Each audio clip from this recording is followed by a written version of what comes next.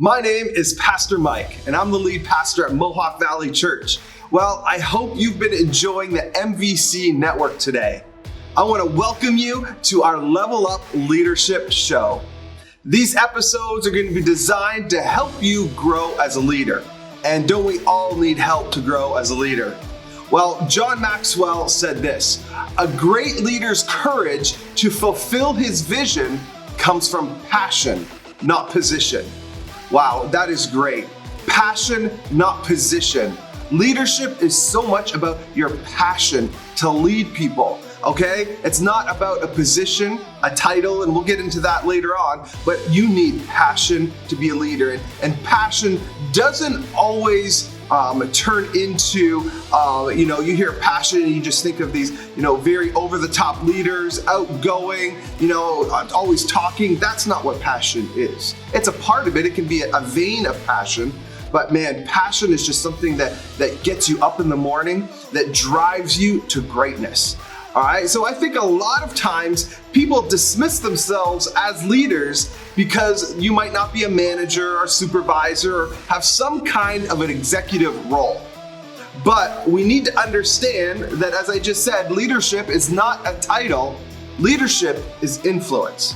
And you can influence and lead the people around you. You can influence your coworkers. You can influence your family. You can influence your friends. And where you have influence, that makes you a leader. So leadership is not about titles. Am I a manager, am I CEO or CFO or supervisor, president? Those are just titles. I've seen a lot of people, some very high titles with very poor leadership qualities. All right? Leadership is influence. Who are you influencing today? All right? One of the characteristics of leadership that has shifted everything is working with a team. 20 years ago, it was all about the lone maverick, all right? The hero who could come in and save the day, who could come in and get the sales numbers, who could come in and just take a project on by himself and just nail it. He would just come in and he couldn't work with anybody else, or she couldn't work with anybody else, but man, they got the job done. Now, there are still fields and careers where that lone maverick can succeed, but they are very few and far between. All right? The vast majority of jobs and careers will require you to work with a team. If you can't work with a team, you will go nowhere fast. So I want to start our Level Up Leadership Show talking about characteristics that are essential for working with a team.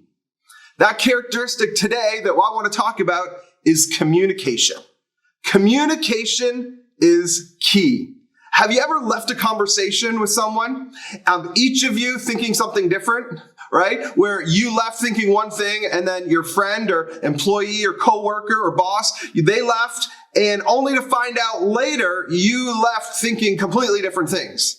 All right. Now, I have the great pleasure of working with my beautiful wife, Susie, who is our executive pastor here at Mohawk Valley Church. And early on, I realized I was not communicating very well with her. You see, I like to think about things. All right, I'll get an idea. I'll kind of, have, some kind of thought process. And then what I'll do is I will think about it for days and kind of run through it inside out, backwards. How many volunteers is it going to take? Do we have, the leadership available to pull this off? Do we have the talent? Do we have the money? And I'm kind of thinking all through all these things, days, sometimes weeks, that I'm thinking inside out and backwards, trying to think it in and out, and I'm thinking about it, and I wake up thinking about it, I just dream about it sometimes, and then only to find out when I bring it up to Susie, all right, I talk to her about at a very high level, okay, and she missed out, and I'm going into a meeting with her, okay, I'm saying, hey, this is what I think we should do, and I kind of give her a very high picture of the vision of the project or initiative or ministry that we want to launch, And I leave that meeting thinking, okay, now she is going to create a graphic for it. She's going to be recruiting volunteers for it. She's going to be doing all these things. But she had no idea because I actually never said it. Okay. I went into the meeting thinking it because I've been thinking this for a very long time, but I did a very, very poor job of actually communicating what I needed to communicate to her. And it breaks down, and that goes on me as the leader. That you as a leader need to make sure you're communicating well to your teams. So today, I want to look at 10 practices for effective communication. All right, 10 practices for effective communication. So if you're taking notes on your phone, smartphone, or a pad of paper, you're going to want to write these down. Number 1, be relatable. All right, be relatable. Every successful CEO makes a special effort to get to know his or her teams as individuals.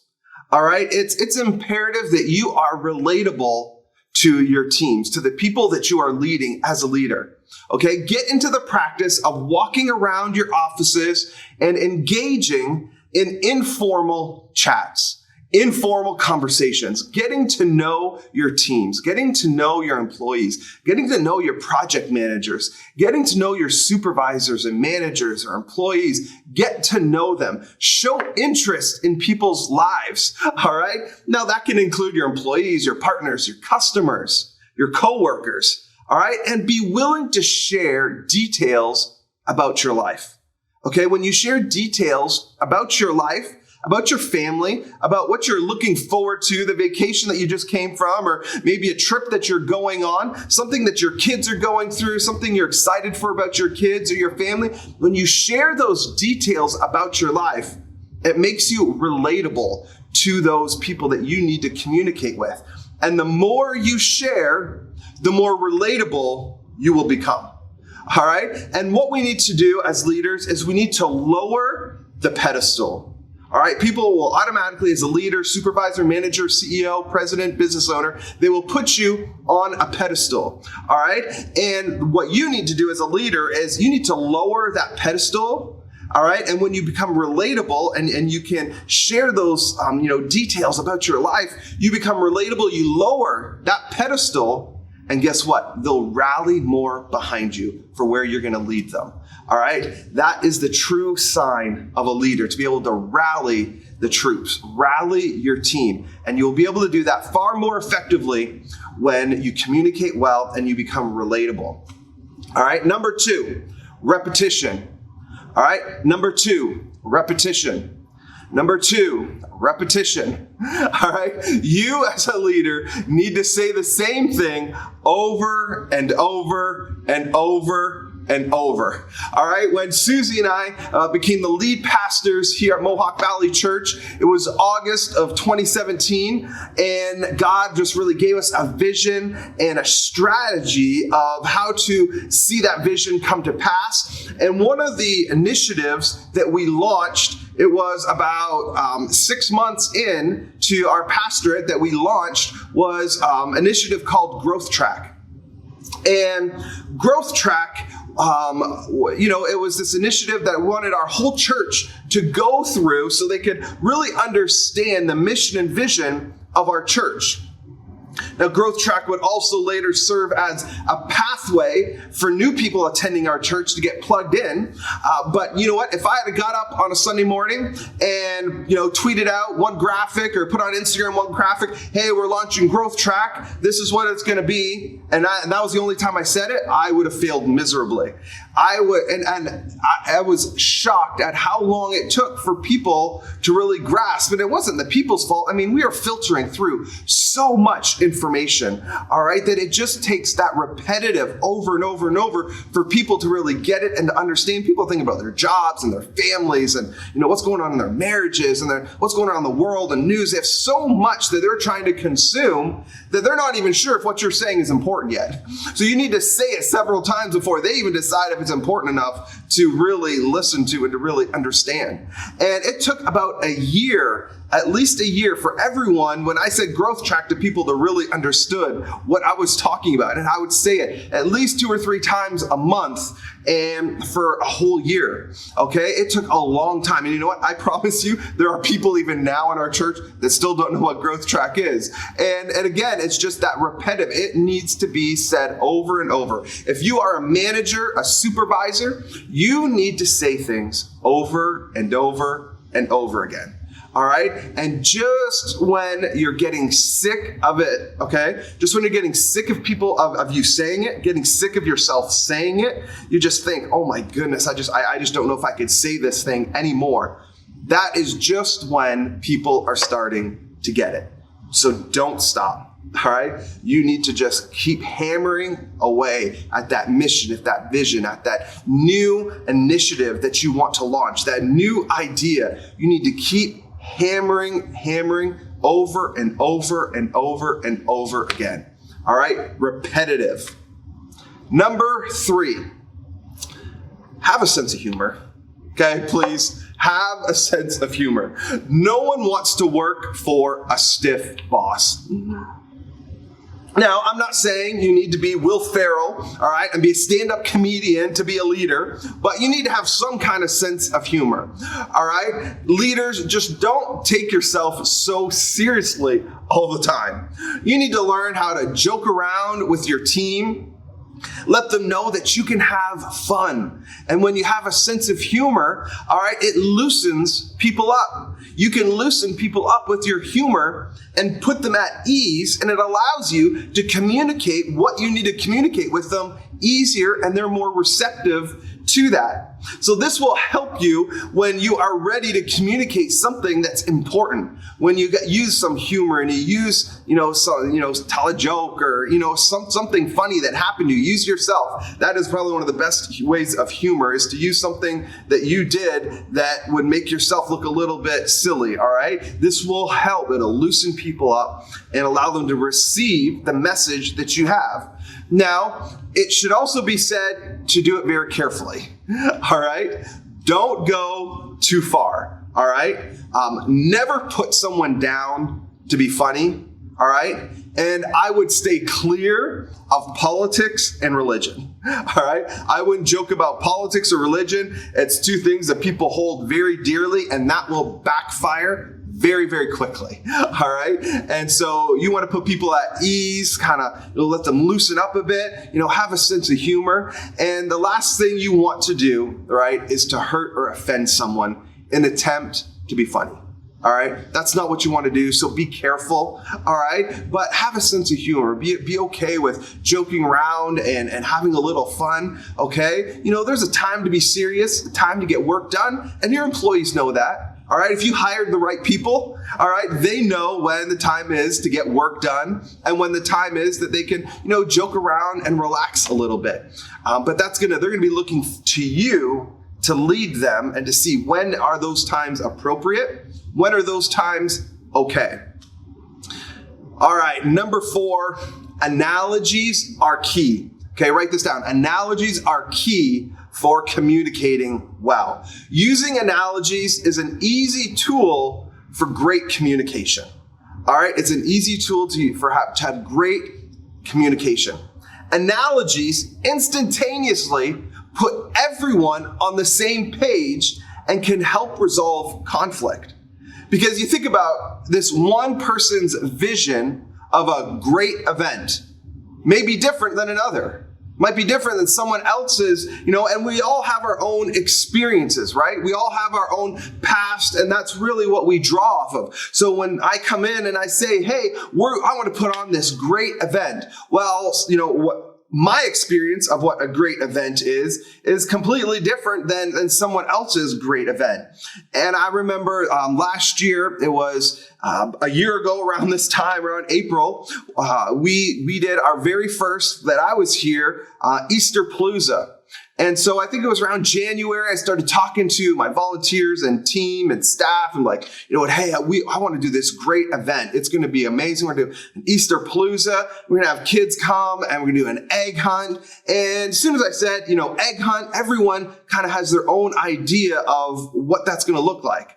And there's just so many factors that go into it. But I said two things that helped people understand when I say a great event, I want Easterpalooza to just knock it out of the park, what that looked like. And one of the things that I said to help them understand was that I wanted it to be like a carnival. All right, I said, all right, I want to use a carnival as an analogy. I want this to be like in a carnival. All right, I want to have games. I want to have face painting.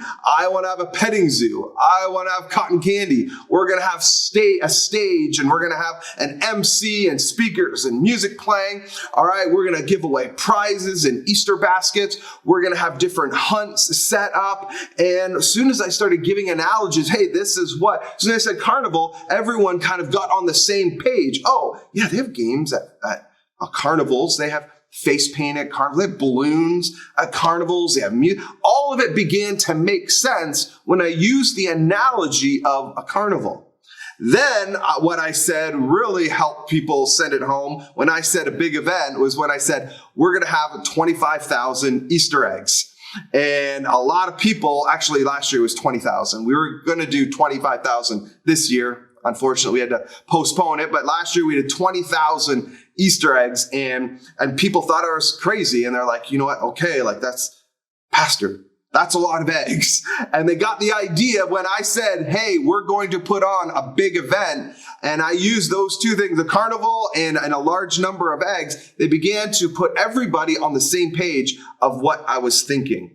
By using clarifying questions and an analogy, you'll know everyone is envisioning the same end goal. Because the last thing as a leader that you want to communicate is for people to leave a meeting not being on the same page. That was just a waste of time, and you're going to waste time, money, and resources if people are not on the same page. And it's going to be up to you as the leader to help them to get everybody on the same page. And that's what analogies do. So, if you're launching a big project, a new initiative in your company, a new arm of your company, and you want to do something new, use analogies to sell that to. Maybe it's investors. Maybe it's your employees or volunteers or whoever is going to want to rally around you to help you launch this new initiative, this new thing. Use some analogy so you can kind of get everybody on the same page, especially if it's something that they haven't seen before or experienced before, that this will really help them to really have a really clear idea of what you want to do. All right. Number 5 for great communicators, be present. Be present. Great communicators are present for people they're interacting with. So what I mean by is you can't have a meaningful conversation with a team member, with an employee, with a supervisor, manager, if you're a business owner, and you're thinking about what needs to be done. Your eyes glaze over and you're having a conversation, but you're really not listening to the thing you're saying because you're thinking about the next 10 things that you need to do, and you're thinking these next 10 things are far more important than this conversation. They're probably not, all right? Because people will always be your greatest asset, all right? And you need to be present when you're having a conversation with someone, all right? And what it does is it opens the channel for energy to flow and for people to feel heard and understood. When you give them your undivided attention, it lets them feel like they are being understood. All right, one of the conflicts that arise within a team, a lot of times is a result from poor communication. All right, people feeling like they're not heard. There's nothing worse than people feeling like they're not heard. All right, so you need to allow your people, your team members, your employees to have an opportunity to talk with you, to meet with you and have meaningful conversations where you are actually listening to them so they can feel like they are heard.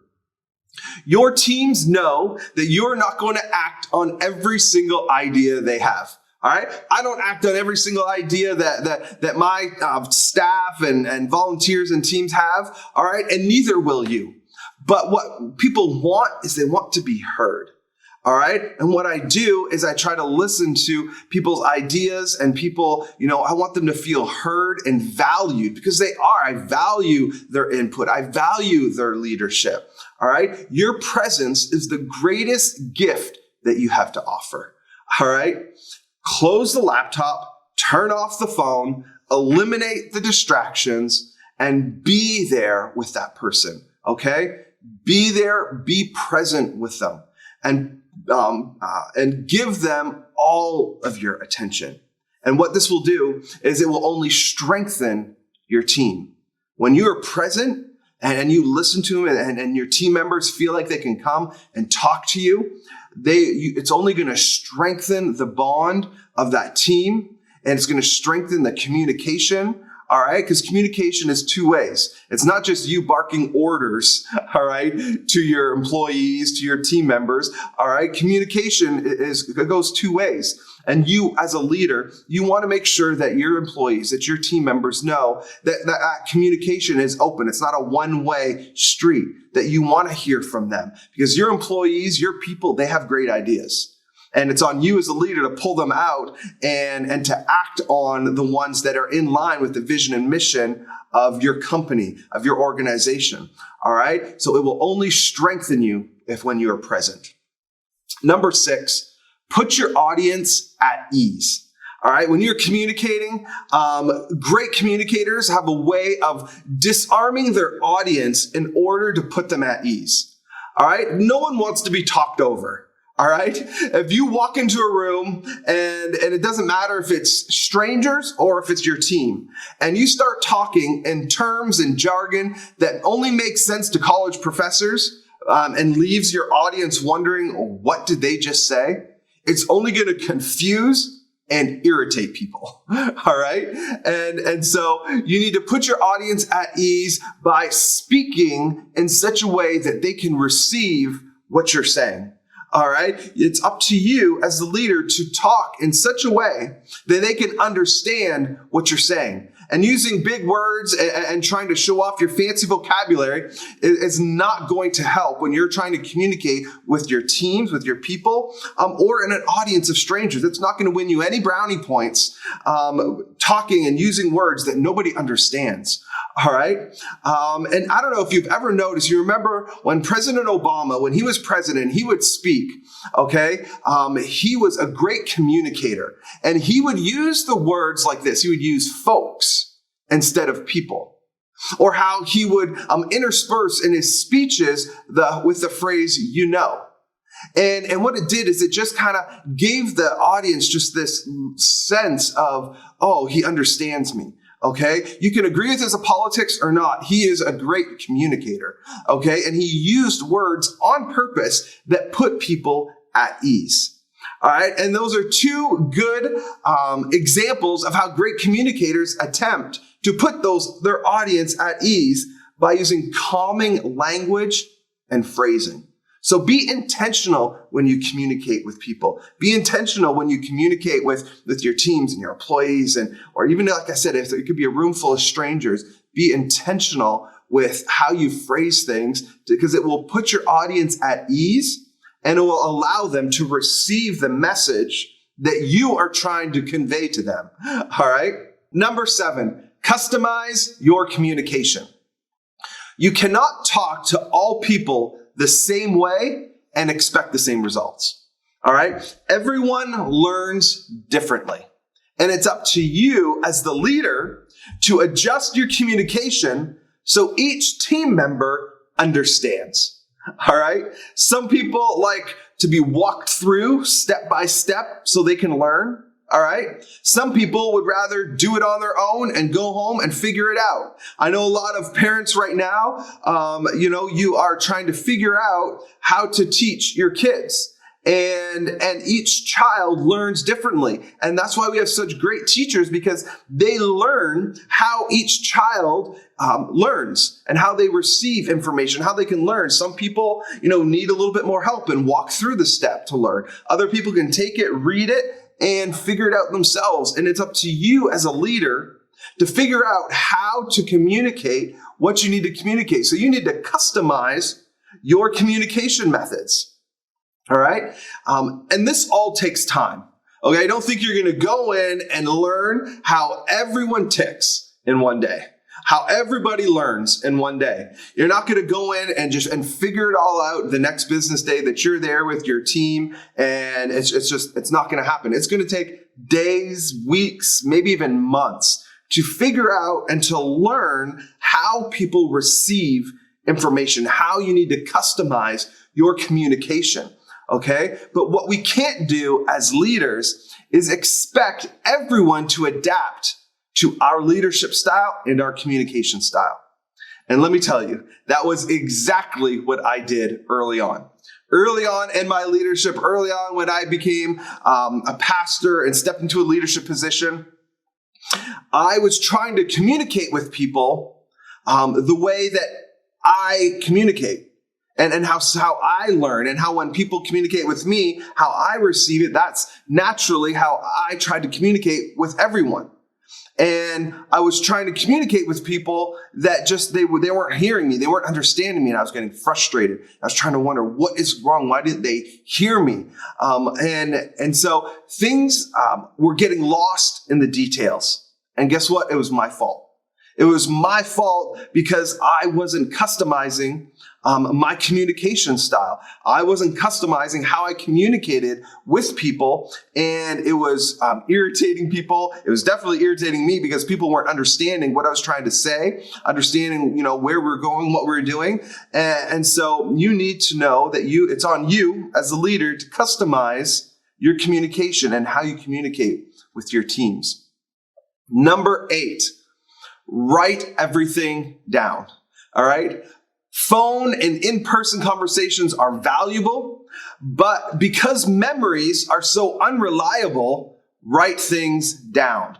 All right? Write things down. You wouldn't believe the amount of things that I forget. All right? I thought I had a good memory, but man, I can clench my fists and tell myself, I am not going to forget. I am not going to forget. All right? But I will try to remember that I need to do something in the office. I will leave my house. All right. I live about 1.5 miles from the church. All right. And I'm like, I have to do this. I'm pulling out of my driveway. I have to do this. I have to do this. And I've forgotten by the time I get to fast track. All right. I mean, I'm not proud of this. Okay. But I need to write things down. All right. And it's so bad that Susie will send me to the grocery store sometimes. All right. And I'll get, early on in our marriage, she would send me to the grocery store and she would just list off 5 things. And I would go and I would come back with 2 of them. Okay. And I didn't write it down. Well, then she's like, okay, we're going to write down. I'm going to text it to you. So I had a list in my hand on my phone. All right. And I would look at it and it'd be 4 or 5 things. And I'd look at it and be like, oh yeah, okay, I got it. I would go and get them and I'd be standing there at the checkout and be like, did I get everything? Oh yeah, I got everything. And I wouldn't even look at the list that I had in my hand because I thought my memory was good. But turns out I forgot something and I get home and Susie be like, how did you forget it? You had a list, all right? Our memories are not as good as we think. So you need to write things down. And having a written record makes a big difference. All right. Many disputes between Susie and I have been settled through text message. She would say, I asked you to do this, or vice versa. Hey, I asked you to do this. And be like, no, you didn't. Like, yes, I did. No, you didn't. Go back. I'd be like, all right, I'm going to find that text message. And I'd be scrolling through and be like, all right, I guess I didn't ask you to do. Or, I'd be like, see right there. I said, and she's like, oh yeah, I didn't look at her. I forgot, whatever. And so many disputes have been settled because things have been written down. Whatever the topic, write the discussion and the agreement down so you have a record. Email can serve this purpose, but writing things down so the outcome of a conversation and reviewing it can prove very valuable. Number 9, adapt. Ever heard of the phrase adapt or die? Well, it's true in business and it's true in leadership. Oftentimes, managers, supervisors, CEOs have a clear picture of where we want you to be, how we want to get there, and what the steps are needed to achieve those goals. But when communicating with others, you have to keep in mind that sometimes you have to adapt to the situation. Not every situation calls for the same kind of communication, all right? For instance, I could communicate through my wife, who is our executive pastor. We had a staff and board Christmas party, and I would send it out, and that was my last of my communication. But on bigger items, I need to personally communicate with each and every team member. So adapt your communication. And number 10, you are always on. All right, you are always on no matter where you are. No, you signed up to be a leader. You did not sign up to be a leader from 9 to 5. You are a leader, and the higher you are in leadership, the more you are on. All right, the higher you are in leadership, the more eyes that are watching you. And because you're always on, you always need to be prepared in everything that you do. All right, great communicators are always prepared for the unknown. Great leaders are always prepared, all right? So let's do a quick recap here. If you want to be a great communicator, remember these 10 practices. Be relatable, all right? Repetition, have a sense of humor, use analogies, be present, all right? Put your audience at ease, all right? Customize your communication, write everything down, adapt, and you are always on. Remember, when it comes to leadership, you have to learn to work within a team. Great leaders are great communicators. This is episode 1 of Level Up Leadership Show.